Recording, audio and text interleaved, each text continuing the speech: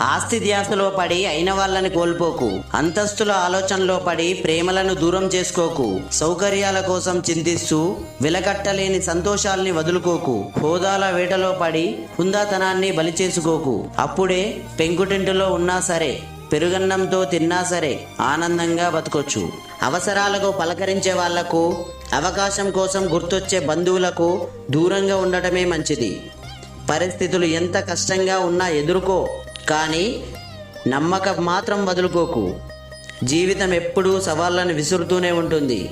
తెలివి ధైర్యంతో వాటిని ఎదుర్కొన్న వారు ఖచ్చితంగా విజయం సాధిస్తారు.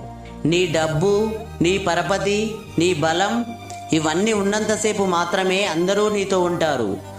ఏదో ఒకరోజు ఇవన్నీ పోతే మనం వెళ్ళే దారిలో ఎదురైనా కూడా మొహం చాటేస్తారు. ఎందుకంటే వారి స్వార్థం వారిది. అన్నీ ఉన్నంత వరకు